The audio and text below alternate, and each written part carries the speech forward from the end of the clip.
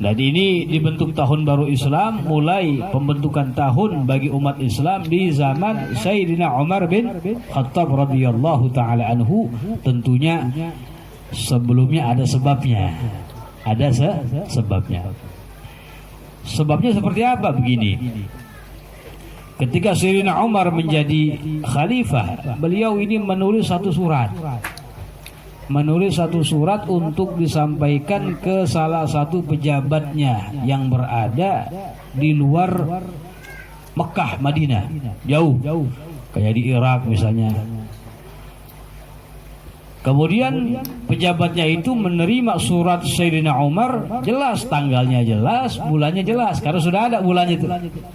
Tapi tahunnya nggak ada, emang nggak ada tahunnya kan begitu. Ada kebingungan di situ. Ini perintah Sayyidina Umar dilaksanakan buat tahun sekarang atau tahun depan, atau sudah berlaku dari tahun yang kemarin. Jelas deh. Ini ada kebimbangan karena kan kalau surat sampai kan zaman dulu kan lama ya. Gak kayak sekarang langsung begitu. Juga terjadi kejadian yang sama dengan seorang sahabat yang bernama Abu Musa al-Ash'ari. Salah seorang daripada pejabatnya Sayyidina Umar juga tuh. Sahabat yang mulia Abu Musa al-Ash'ari. Ketika dikirim surat oleh Sayyidina Umar, satu perintah, kebingungan juga dia. Ini perintahnya mulai dari kapan ini? Ya, dari kapan? Sehingga banyak pengaduan dari para sahabat, harus umat Islam punya ketetapan dalam tahun di situ. Akhirnya itu Sayyidina Umar bin Khattab menerima usulan dari para sahabat, rapat dah. Ya, mengadakan musyawarah. Sahabat-sahabat dikumpulkan sama beliau. Ini akan ditentukan ya buat tahunan umat Islam. Biar jelas jadinya tuh.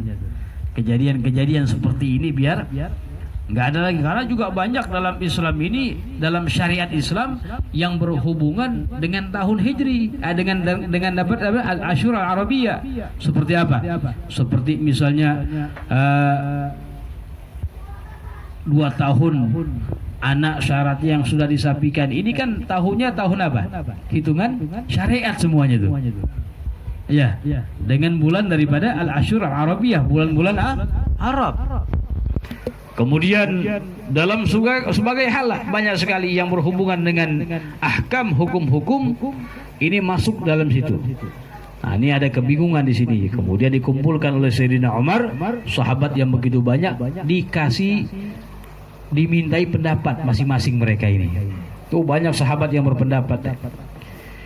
Di antaranya ada yang berpendapat bagaimana kalau tahun baru Islam dimulai dari lahirnya Nabi.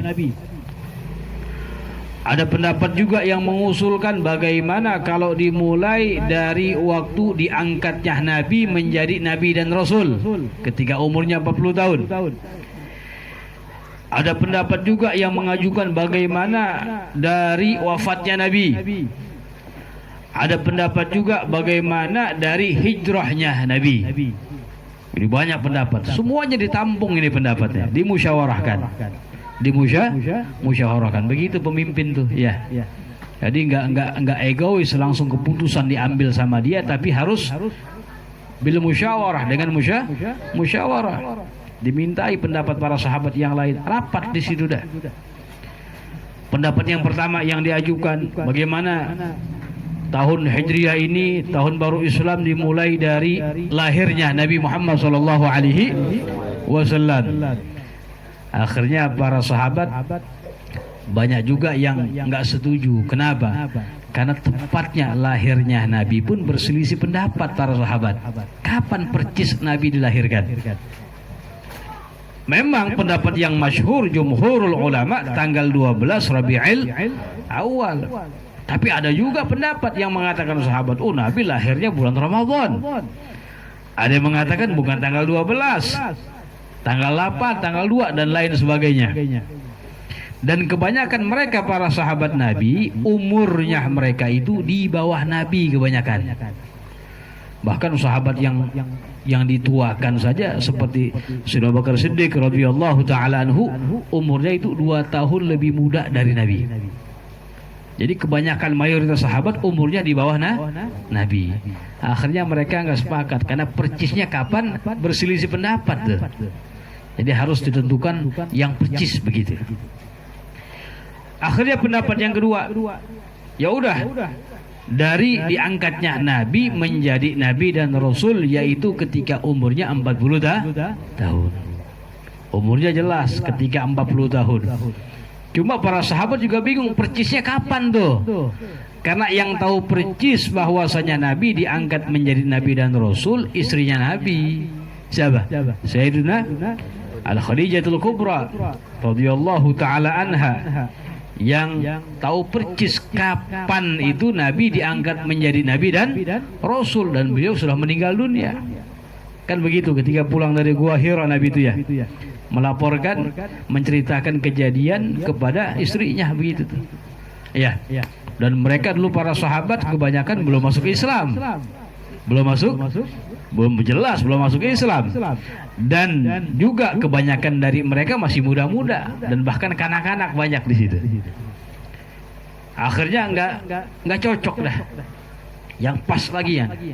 Ada usulan bagaimana tahun baru Islam dimulai dari wafatnya Nabi Muhammad SAW, dan ini pendapat pun ditolak sahabat. Bagaimana mungkin pergantian tahun yang di situ ada kegembiraan kan begitu ya, merayakannya kok bertepatan dengan waktu wafatnya Nabi, yang mana waktu meninggalnya Rasulullah, wafatnya Nabi, ini musibah yang terbesar yang terjadi kepada kaum muslimin para sahabat. Jadi meninggalnya Rasulullah nih sahabat semuanya ini bingung ya. Pada nangis, banyak yang pingsan di antara mereka. Bahkan mereka ini sebagian nggak percaya Nabi meninggal dunia. Itu kejadian yang sangat menyedihkan, memilukan luar biasa. Bahkan sahabat yang mulia Sayyidina Umar bin Khattab radhiyallahu taala anhu, beliau sampai mengatakan, siapa yang bilang Nabi Muhammad meninggal, saya penggal kepalanya. Sampai begitu. Yang akhirnya semuanya ditenangkan oleh sahabat Abu Bakar Siddiq radhiyallahu taala anhu, bahwasanya Nabi ini seorang manusia ya, yang juga bakal dipanggil oleh Allah Subhanahu wa taala sama seperti nabi-nabi yang sebelumnya. Tenang akhirnya para sahabat menerima itu tuh. Jadi nggak mungkin bahwasanya tahun baru Islam diambil dari waktu wafatnya Nabi. Nggak setuju mereka. Akhirnya pendapat yang keempat, ini pendapat diusulkan oleh Al-Imam Ali karramallahu wajhah. Imam Ali, beliau berpendapat bagaimana kalau tahun baru Islam ini dimulai dari hijratin Nabi, dimulai dari hijrahnya Nabi Muhammad SAW dari kota Mekah menuju kota Madinah. Yang mana waktu hijrahnya Nabi sebagian besar sahabat tahu, ngalamin semuanya percis, bahkan sebagian besar mereka ikut hijrah bersama Nabi kan begitu. Sebagian sahabat yang dari kota Mekah ikut hijrah bersama Nabi, mereka mengalami kebanyakan semuanya begitu. Akhirnya mereka sepakat, kalau begitu tahun baru Islam dimulai min hijratin Nabi, dari hijrahnya Nabi SAW min Makkah ilal Madinah, dari kota Mekah menuju kota Madinah. Jelas ya? Ini sejarah daripada mulai terbentuknya tahun baru Islam. Dan di sini timbul pertanyaan, kenapa dimulai tahunnya itu bulannya minal Muharram, dari bulan Muharram. Padahal sih hijrahnya Nabi terjadi di akhir bulan Safar. Di akhir bulan Safar. Dan Nabi sampai ke kota Madinah percis tanggal 12 Rabiul Awal. Bulan Rabiul Awal. Tapi kok dimulai bulannya dari bulan Muharram. Paham maksudnya itu? Padahal hijrahnya Nabi adalah di akhir bulan Safar dan sampai ke kota Madinah tanggal 12 Rabiul Awal. Ini perjalanan yang jauh, 14 hari. Memang di akhir-akhir Safar Nabi keluar dari kota Mekah menuju Gua Thur dulu tuh, bermalam selama 3 malam, baru meneruskan perjalanan menuju Madinah sampai hari Senin tanggal 12 Rabiul Awal. Jelas ya? Jadi perjalanan yang sangat luar biasa itu. Nah di sini kenapa dimulainya dari bulan Muharram? Kenapa bukan bulan Safar atau bulan Rabiul Awal waktu hijrahnya Nabi? Sahabat mengatakan iya, dimulai dari Muharram ini karena di bulan Muharram Nabi sudah berniat ingin melaksanakan hijrah. Nabi sudah berniat ingin melaksanakan hijrah. Belum kesampaian, sebagian sahabat udah diperintahkan Nabi, ayo berangkat duluan Anda. Berangkat, sahabat udah mulai hijrah tuh. Ya. Sebagian sahabat udah mulai hijrah. Karena pas bulan Muharram rencana Rasulullah ingin melaksanakan hijrah ini terdengar oleh orang kafir Quraisy. Mereka berusaha menahan, bahkan ingin membunuh Nabi, jangan sampai keluar dari Mekah. Ya. Jangan sampai. Nah, ini sudah tercium sama mereka ini. Ya udah. Akhirnya Nabi mengakhirkan hijrahnya beliau. Ya, sahabat diperintahkan, bahkan Nabi sempet tuh muter-muter menampilkan diri di kota Mekah biar orang kafir Quraisy lihat, oh Muhammad masih ada di Mekah. Biar sahabat dulu jalan. Tuh pemimpin sejati begitu tuh. Iya. Jadi rakyatnya dulu yang berangkat semuanya, pemimpinnya belakangan. Nggak kayak pemimpin sekarang. Iya, kayak main catur tau gitu. Rakyatnya di depan, pejabatnya di belakang. Rakyatnya diaduin mulu ya. Mimpin kalau diserang blokir. Repot. Nah ini zaman sekarang. Jadi pemimpin sejati tuh, para sahabat semuanya tuh, untuk diperintahkan sama Nabi hijrah segera. Sampai Nabi menjadi orang yang dikatakan terakhir sama Sayyidina Abu Bakar Siddiq dan sama orang-orang yang sahabat-sahabat yang belum sempat hijrah karena sebab ada fitnah, ditahan segala macam dan lain sebagainya. Sampai di akhir daripada bulan Safar mendapatkan izin, Nabi mengatakan kepada sahabatnya Sayyidina Abu Bakar Siddiq, Allah telah mengizinkan saya untuk hijrah. Maka Sayyidina Abu Bakar Siddiq mengatakan kepada Muhammad, as-suhbah ya Rasulullah, ditemani wahai Nabi Muhammad.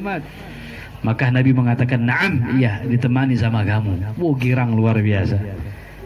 Sahabat Abu Bakar Siddiq girang luar biasa mendampingi hijrahnya Nabi sallallahu alaihi wasallam. Bahkan satu-satunya sahabat tuh yang diabadikan dalam Al-Quran, khitabnya langsung menuju kepada orangnya, sebagaimana terjadi di Gua Thur dengan Nabi Allah Subhanahu wa taala berfirman, wa qul li sahibika la tahzan innallaha ma'ana. Wa qul li sahibika, katakan kepada kawan kamu.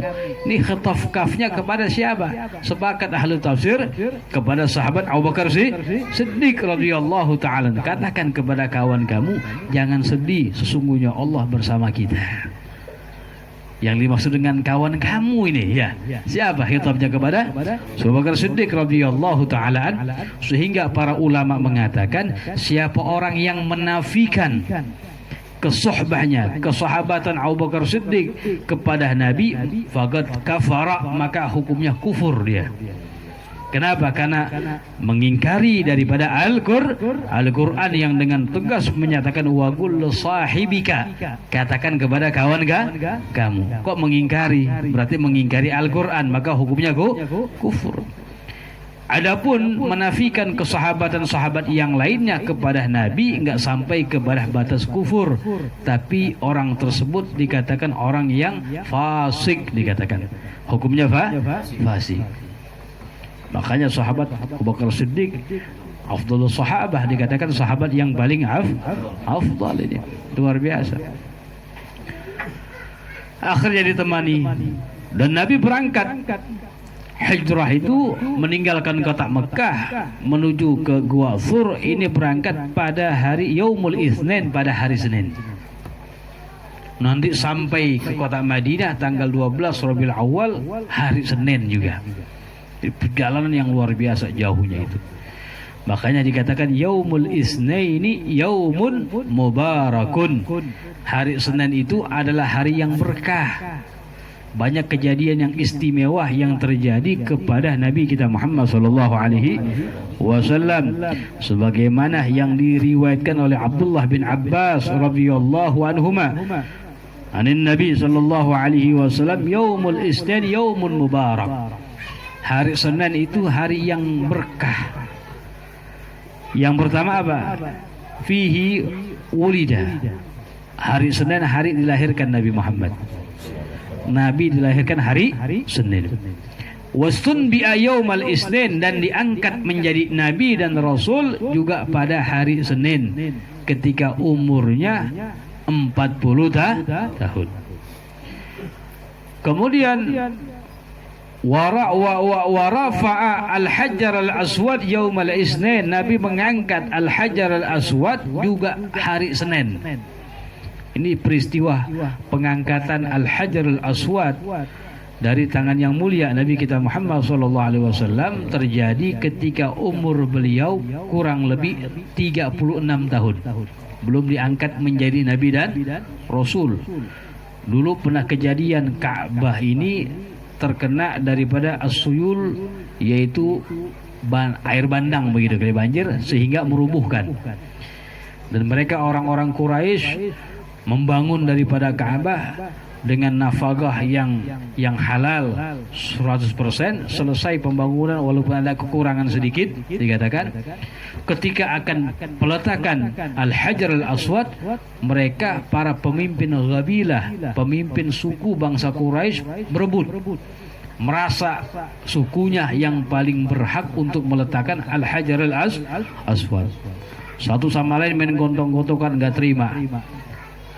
Suku yang ini nggak terima, semuanya nggak terima, bingung jadinya nih, siapa yang naruhnya ya, mesti perang dulu urusan. Akhirnya mereka bersepakat, bagaimana kita tentukan saja, dibilang. Apa tentukan?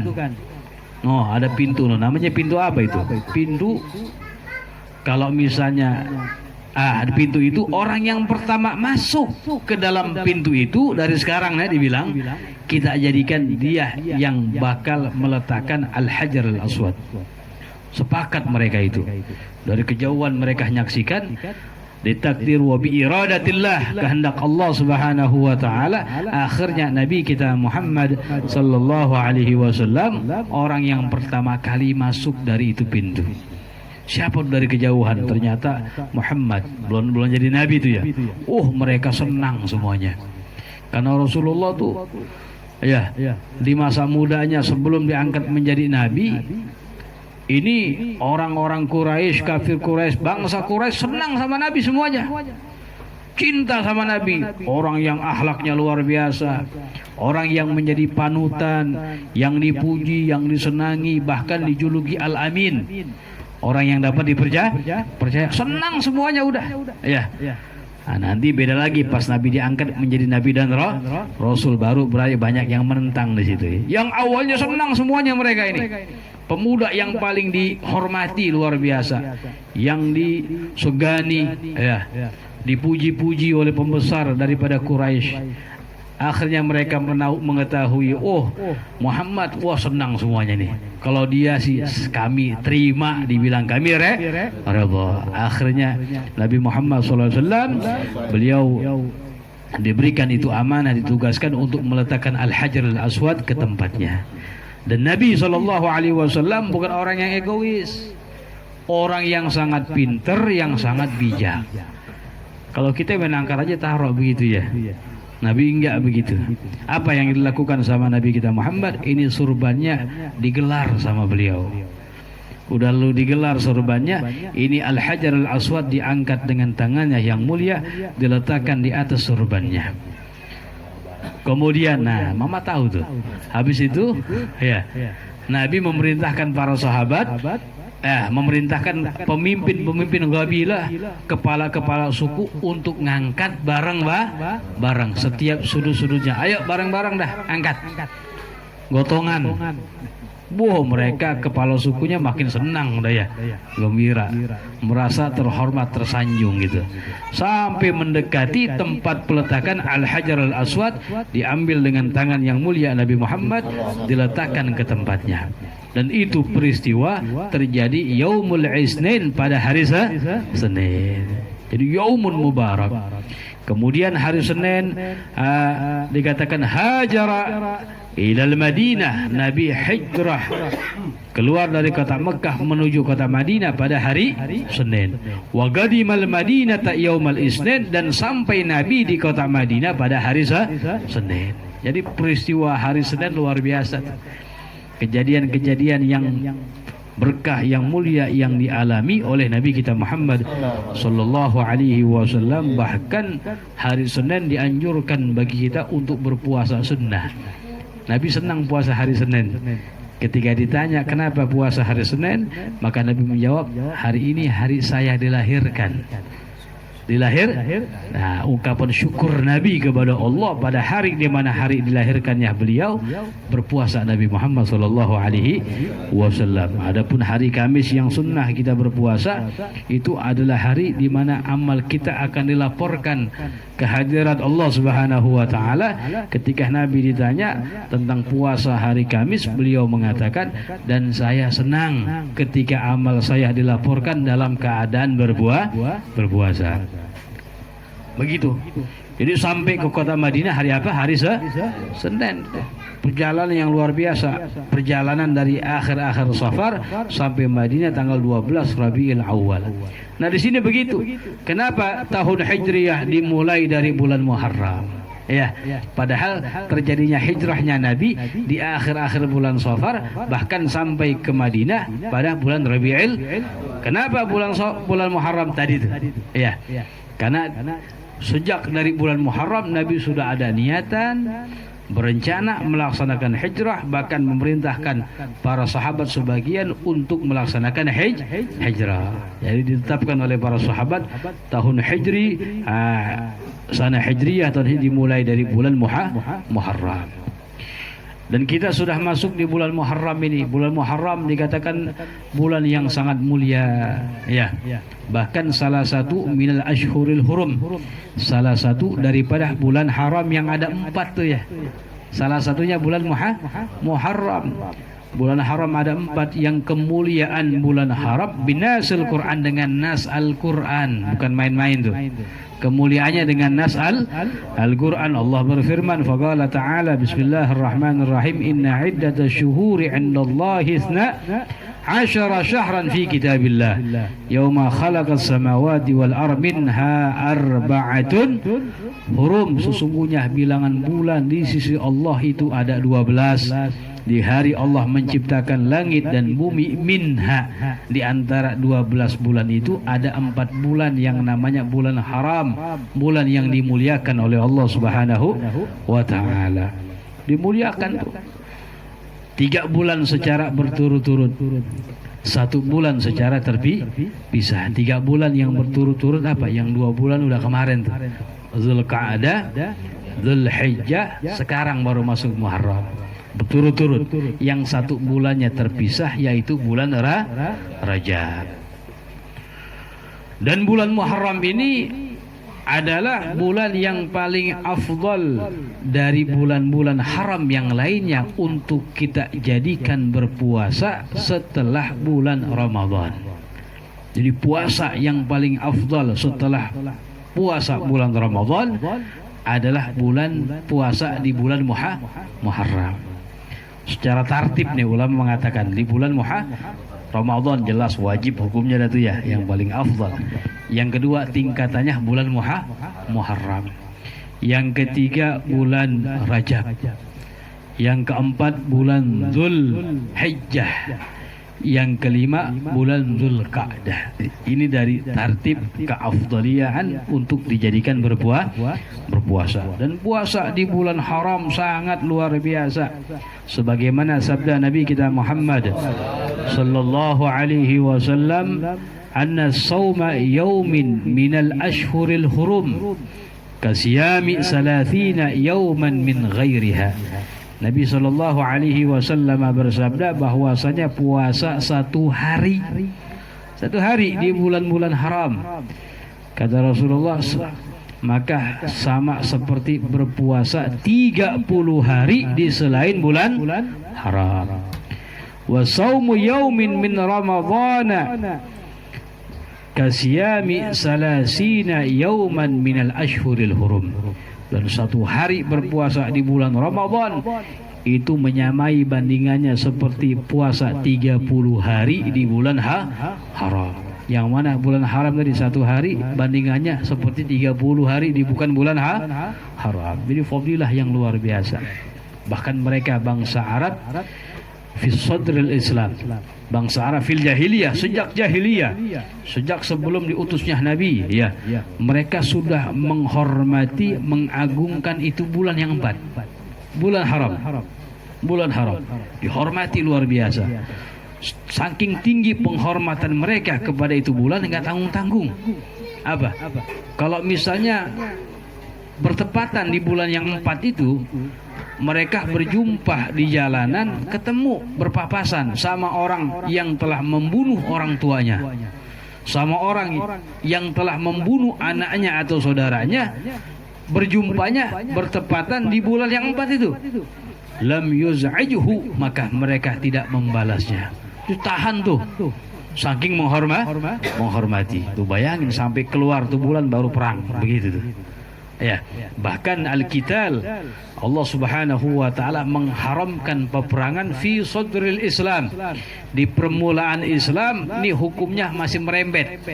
Allah mengharamkan kepada kaum muslimin berperang di bulan haram yang 4. Jadi kalau sudah masuk bulan haram enggak ada peperangan di situ. Ya, enggak ada. Sampai itu sudah sejak zaman jahiliyah sebelum Nabi diutus mereka sudah begitu tuh. Di permulaan Islam hukumnya diberlakukan oleh Allah, nggak boleh perang, sampai turun daripada satu ayat Al-Quran yang berbunyi faqtulul musyrikin haitsu wajadtumuhum. Satu ayat Al-Quran yang berbunyi kalian perangilah orang-orang musyrik dimanapun kalian mendapati mereka. Ini orang-orang musyrik yang jahat kepada orang Islam. Perangi mereka, nggak apa-apa. Dimanapun mereka berada, waktunya kapanpun. Meskipun itu di bulan haram. Dengan turunnya ayat ini, maka nusikha, dihapus hukum keharaman berperang di bulan haram. Jadi walaupun ada di bulan haram, kalau mesti perang ya perang udah. Hukumnya terhapus. Ayatnya nggak terhapus, tapi hukumnya saja. Hukumnya yang dikatakan yang mansukh, yang dihapus. Kemudian dikatakan bahwasanya ya. Jadi begitu tuh secara singkat daripada dimulainya tahun Hijriyah. Jadi jelas. Nah, kita alhamdulillah berada di bulan Muharram ini yang mulia, pasang niat yang baik. Mumpung dari awal-awal bulan, awal-awal tahun ini pasang niat yang baik. Niat yang banyak, sebanyak-banyaknya nggak apa-apa. Ya, itu niat gratis. Cuma dengan ada azam, niatan ingin melaksanakan, bukan bohong-bohongan, ya. Ya Allah, mudah-mudahan Allah yuhaqqiq. Allah menyampaikan daripada niat-niat kita yang baik. Niat apa saja dah. Ya. Niat apa saja. Pasang niat dari sekarang yang baik. Ya. Jangan sampai tahun ini lebih buruk dari tahun yang lalu. Naudzubillah. Ya. Jangankah lebih buruk, sama aja rugi kita. Tahun yang sekarang sama dengan tahun yang kemarin rugi. Gimana lebih buruk dari tahun yang kemarin? Naudzubillah min dzalik. Man kana yaumuhu khairan min amsi fa huwa rabih, kata Nabi. Siapa orang yang hari sekarangnya lebih baik daripada kemarin, itu orang yang beruntung. Itu orang yang beruntung. Kalau sama rugi. Kalau lebih jelek celaka, kata Nabi. Jadi jangan sampai. Yang milih siapa? Kita semua, ikhtiar kita nih ya. Dikasih pilihan, tinggal kita memilih. Mudah-mudahan jadi semuanya dari segi ta'limnya, ibadahnya, dari sekarang kita pasang niat baik, niat yang bagus, dirubah dikit-dikit. taklimnya semangat lagi, kemudian sholatnya semangat lagi, kalau bisa sholat secara berjamaah dan lain sebagainya. Ini dipasang niat yang baik, karena dengan niat insya Allah akan disampaikan oleh Allah Subhanahu wa Ta'ala. Begitu tuh. Jadi harus, karena pada hakikatnya dengan bertambahnya tahun semakin berkurang daripada umur kita. Ya, panjang umurnya panjang, tapi nyawanya nama sedikit, kan begitu. Mahdud, terbatas, semakin mendekati. Ya, hitungannya sih nambah 1, 2, 3, 4 ya. Kalau udah mentok gimana? Inna lillahi wa inna ilaihi, yang mana kematian rahasia Allah Subhanahu wa Ta'ala, minal mughayyabat la ya'lamuhu illallah. Tidak ada yang tahu kecuali hanya Allah Subhanahu wa Ta'ala. Nah, ini kematian semuanya. Enggak mesti orang yang tua, yang muda juga banyak meninggal. Makanya kita mesti jadi orang yang cerdas, yang pinter. Cerdas, pinter, versi Nabi Muhammad, definisi Nabi Muhammad. Bukan cerdas, pinter, definisi orang dunia, bukan. Bertitel baru cakep tuh, enggak begitu. Apa cerdas, pinter, definisi Nabi Muhammad SAW? Al-qayyisu man dana nafsah wa amila bima ba'dal maut. Kata Rasulullah, orang yang cerdas, orang yang selalu menghitung-hitung introspeksi dirinya, dikacak dirinya, dilihat, ini saya sudah bisa baca Quran belum sih? Belum. Nah, baca sekarang, pelajari pelan-pelan, bukan nunjuk orang lain. Jadi orang yang pintar, cerdas, yang introspeksi dirinya. Wa amila bima ba'dal maut, dan beramal saleh untuk kehidupan setelah mati. Dipersiapin. Kita semua bakal meninggal dunia, betul? Ada yang yakin gak mati di sini? Ada? Hah? Ada yang yakin gak mati-mati? Semuanya bakal pulang ke rahmatullah. Ya, mudah-mudahan kita mohon kepada Allah tul umur fi ta'atillah wa ta'ati rasulih sallallahu alaihi wasallam. Tetap kita mohon kepada Allah panjang umur dalam keadaan taat kepada Allah, taat kepada Rasulnya, dengan niat biar ibadah kita banyak, bekal kita yang kita bawa menghadap Allah banyak. Jadi itu orang yang cerdas, yang pintar, definisi versi Nabi Muhammad. Apa yang introspeksi dirinya dan beramal soleh untuk kehidupan setelah mati. Karena kalau mati bukan selesai, itulah kehidupan yang sesungguhnya. Ya, baru melek. Ya Allah, baru sadar di situ tuh. Sekarang kita masih main-main, belum sadar. Ya, ini definisi Imam Ali bilang, an-nasu niyam wa idza matu intabahu. Manusia semuanya tidur, kata Imam Ali. Ini kita kumpul kayak tidur, dibilang dia.